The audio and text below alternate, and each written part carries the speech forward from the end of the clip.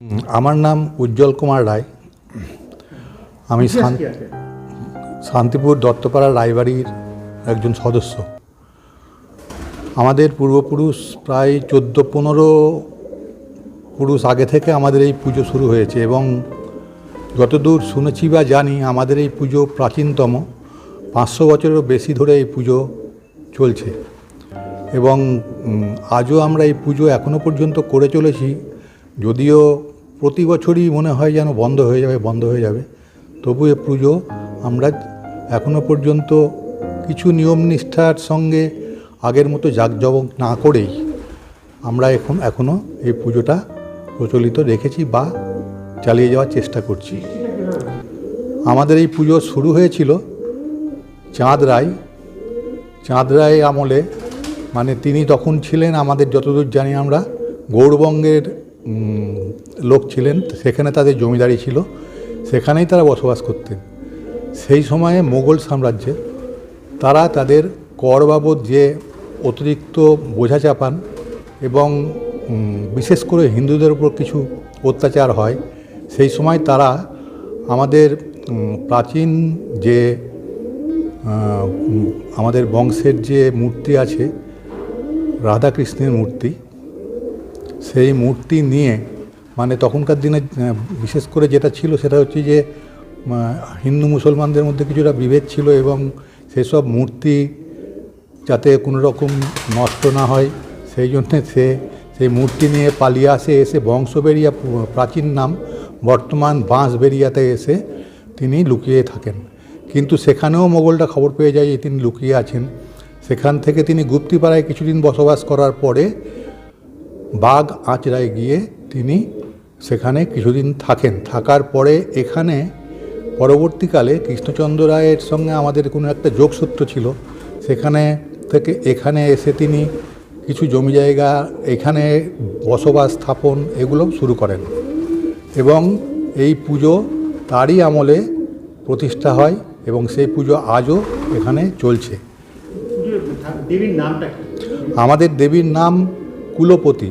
কারণ কুলপতি বলতে এই নাম হওয়ার কারণ একটাই, আমরা যতদূর জেনেছি তখন এত বড় বাড়িটারি আমাদের ছিল না, ছোটোখাটো বাড়ি ছিল এবং আমার মানে কি বলবো, তস্য ঠাকমা তিনি বাড়িতে ছিলেন। দুপুরবেলা গরমকাল, ভীষণ রৌদ্র, মনে হয় ভাদ্র মাস বা ওই সময় হবে। সেই সময় দুপুরবেলা একজন মহিলা লাল পাড় শাড়ি পরে বাড়িতে এসে তার কাছে এক গ্লাস জল চান। আমাদের যে বিগ্রহ মূর্তি গৌরহরি, তার ঘরটা সামনেই ছিল এবং ঢোকার ঘরটা আশেপাশেই ছিল, যেখান থেকে দেখা যায়।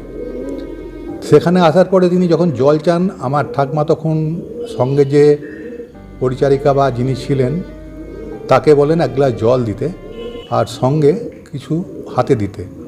কিন্তু সে বলে না, আমি এই জল খাবো না, আমি ওই জল খাবো বলে গঙ্গা জলের পাত্র যেখানে রাখা আছে আমাদের গৌরহরির পুজোর জন্যে, সেই জল খাওয়ার জন্যে সে আঙুল দিয়ে দেখায়।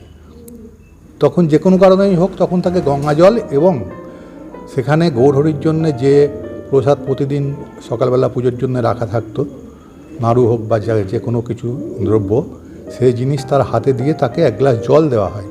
জল দেওয়ার পরে তিনি জল খেয়ে বলেন, ভালো লাগলো বলে তিনি বলেন যে আমি যাই।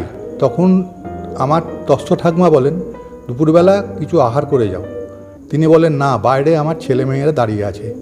এখানে তখন আমাদের পুরনো যে বাড়ি, তখন আশেপাশে কোনো বাড়িঘর বিশেষ ছিল না, আশেপাশে ধুধু প্রান্তর বা মাঠ ছিল। এখন তো সব নতুন নতুন বাড়ি বা কিছু আমাদের মন্দির টন্দির হয়েছে, বর্তমানে সেগুলো ভেঙে নতুন করে বাড়ি তৈরি হয়েছে। যাই হোক, সে যখন বেরিয়ে যায় সঙ্গে সঙ্গেই ঠাকমা তার পরিচারিকাকে বলেন যে দেখো তো বাইরে মহিলা চলে গেল, তার ছেলে মেয়েরও রয়েছে, বললো ওদের সবাইকে ডেকে নিয়ে এসো, কিছু খেতে দাও। কিন্তু বাইরে গিয়ে সে কাউকে দেখতে পায় না। দেখতে না পেয়ে তখন ভিতরে এসে বলে, না মা, বাইরে তো কেউ নেই। বলে, সে কি, এই দুপুরবেলা তারা এখান থেকে কোথায় চলে গেল? যাই হোক, না পাওয়া যাওয়াতে আর বিশেষ কোনো কথাবার্তা হয়নি।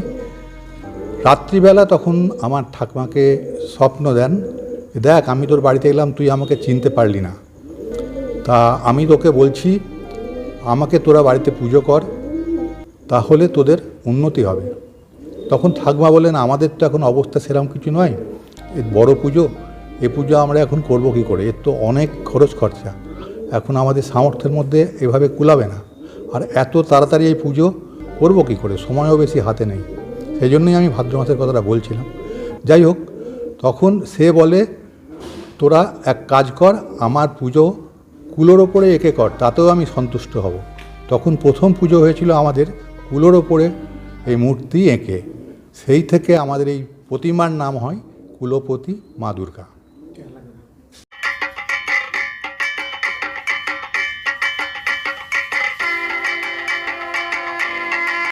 উৎসব মানেই খাওয়া দাওয়া, উৎসব মানেই নোনতা মিষ্টির সংমিশ্রণ।